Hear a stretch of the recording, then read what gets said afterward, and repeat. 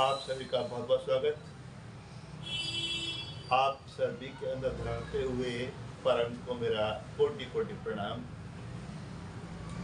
आज का हमारा विषय है ससुराल से धन। मैं दहेज की बात नहीं कर रहा हूँ, मैं बस सहायता की बात कर रहा हूँ कि क्या यह हथेली में दिखाई देता है कि हमें ससुराल से कोई सहायता मिलेगी आगे बढ़ने में। आइए करते हैं विश्लेषण। देखिए, ये हमारा शुक्र पर्वत, यह ससुराल पक्ष को दिखाता है। यह वेल डेवलप्ड होना चाहिए, लेकिन उससे पहले हम और बातें करते हैं। देखिए, ये हमारे लिटिल फिंगर, ये अपोलो के टॉप लेंज के बेस से ऊपर चली गई तो हम बहुत बुद्धिमान। और इसके नीचे ये बुध पर्वत मरकरी, इसके बीचों बीच तकरीबन 30 के आसपास हमारी शादी की रेखा है।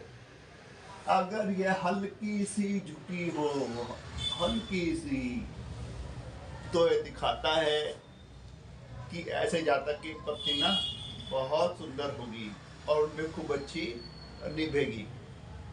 आगे चलिए, ये इंडेक्स फिंगर, इस इंडेक्स फिंगर के नीचे हमारा जुपिटर।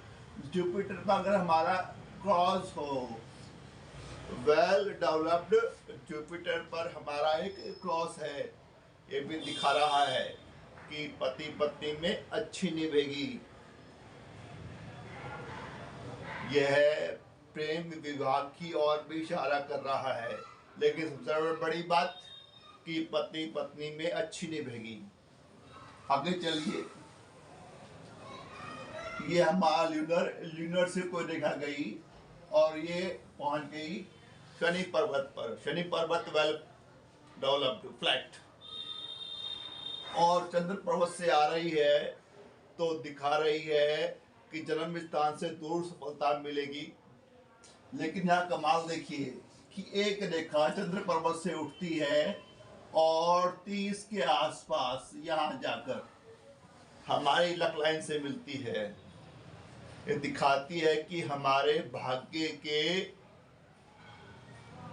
उन्नति में, भाग्योन्नति में कोई चंद्र रेखा, कोई महिला, हमारी पत्नी भी हो सकती है, विशेष योगदान देगी, महत्वपूर्ण भूमिका अदा करेगी। तो ये 30 के आसपास आपके भाग्य में उन्नति है। कोई महिला हो सकती है, आपकी पत्नी।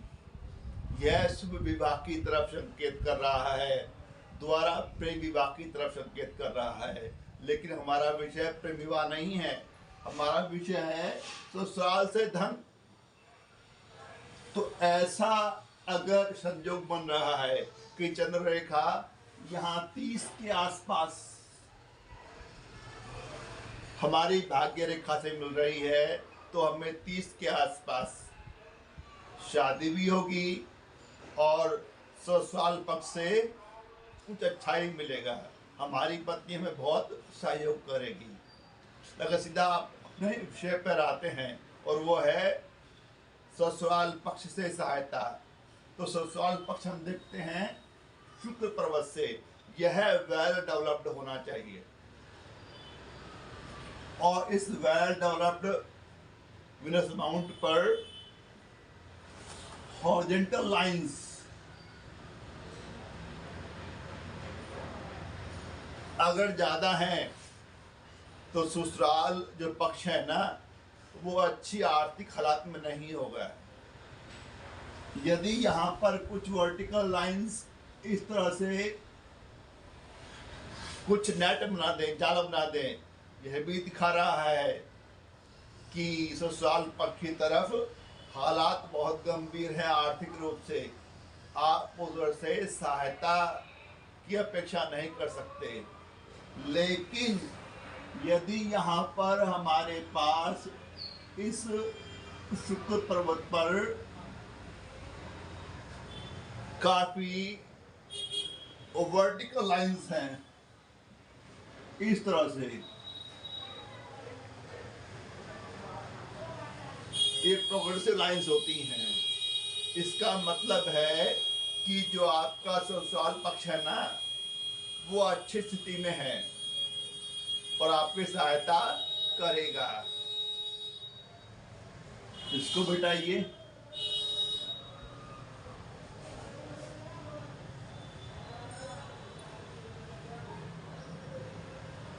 यदि आपकी भाग्य रेखा यहां से शुक्र पर्वत से निकले और शनि तक जाए, ये भी इशारा कर रहा है कि भाग्योदय होगा। उसमें रिश्तेदारों का, दोस्तों का, परिवार का, खासकर ससुराल पक्ष का बहुत बड़ा हाथ होगा, वो बहुत सहायता करेंगे। ऐसे में शुक्र पर्वत से कोई रेखा निकले और जाके आपकी लक लाइनें मिल जाए कोई 30 के आसपास, ये भी इशारा कर रहा है कि 30 के आसपास आपका ससुराल पक्ष आपकी मदद करेगा। पैसे से कर सकता है, मॉरल सपोर्ट कर सकता है, किसी ना किसी रूप में आपको सहायता अवश्य मिलेगी। आगे चलिए। अगर यहाँ पर कोई क्रॉस बन जाए तो ये दिखाता है कि प्रेम विवाह होगा। अगर यहाँ पर स्टार बन जाए तो अब ससुराल पक्ष धनी होगा, आपकी सहायता भी करेगा। अगर यहाँ पर कोई स्क्वायर बन जाए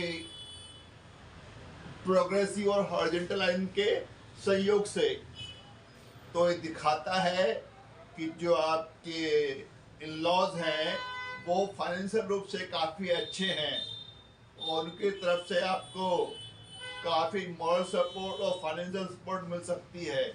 सपोज करो ससुराल पक्ष में, ससुराल के परिवार में उनकी केवल एक ही लड़की है, उसकी शादी आपसे हो गई तो उनकी पूरी संपत्ति के मालिक आप हो गए। अक्सर मैंने ऐसा स्क्वायर ऐसे जातकों के हाथ में देखा है जिनकी धर्मपत्नी अकेली संतान थी और अपने साथ बहुत कुछ लाई, बहुत संपत्ति लाई, क्योंकि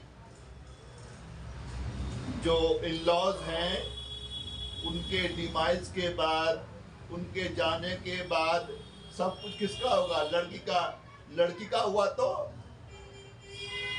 उनके दामाद का भी हो गया। ऐसा भी होता है। कुल मिलाकर यदि आपका शुक्र पर्वत अच्छा है तो आपको ससुराल से काफी सहायता मिलेगी, धन मिल सकता है, मॉरल सपोर्ट मिल सकता है, प्रॉपर्टी मिल सकती है, भरपूर चांस। लेकिन साथ साथ मैं कहूँगा कि जीवन है, हम क्रिएटर नहीं है, we are not God, we are human being. दुनिया हमारे अकॉर्डिंग नहीं चलती। जिंदगी में अप डाउन चलते रहते हैं, कभी भाग्य उदय होता है तो कभी लॉसेस होते हैं, कभी अप कभी डाउन्स। तो हमसे गलती क्या होती है कि हर्ष के समय हम ज़्यादा हर्षित हो जाते हैं और शोक के समय हम ज़्यादा शोकाकुल हो जाते हैं। होना उल्टा चाहिए, हमको स्टॉइक होना चाहिए।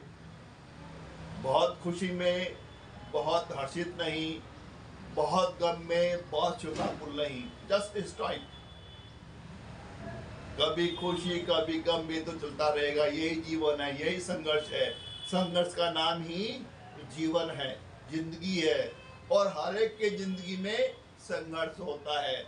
ऐसी कोई जिंदगी नहीं में संघर्ष ना हो, चाहे वो अंबानी है, अडानी है, महेश पवार है या देव है, कोई भी है, सबकी जिंदगी में अपने अपने हिस्से का दुख दर्द सुख सब कुछ होता है। जीना इसी का नाम है। लेकिन जब हमको खुशी हो, सुख हो तो हम सब कुछ भूल जाएं। सुख में दुख में सुमिरन सब करें, सुख में करे ना कोई, जो सुख में सुमिरन करे तो दुख काहे को होए। तो जब बुरा समय हो, जिंदगी है, हो सकता है, तो कभी हताश मत होना। ये सबसे बड़ा गुण है।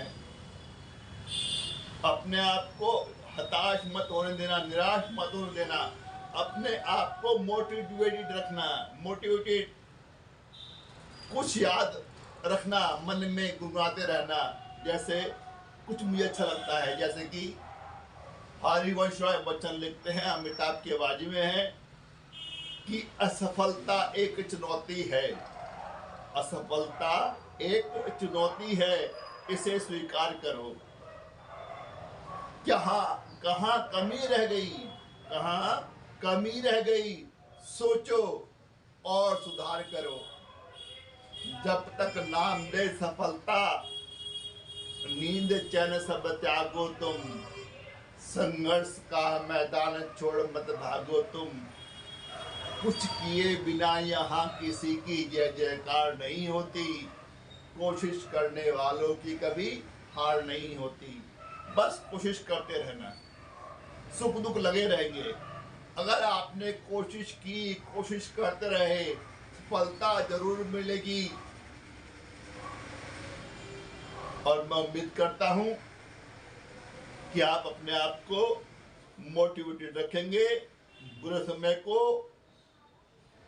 पास मत आने दीजिए। अपने आप को मोटिवेटेड रखिए, हताश मत होने दीजिए, उत्साहित रखिए। सफलता आपके पीछे पीछे आएगी। इन्हीं शब्दों के साथ पूर्ण विराम। वीडियो देखने के लिए बहुत बहुत धन्यवाद। नमस्कार, थैंक यू।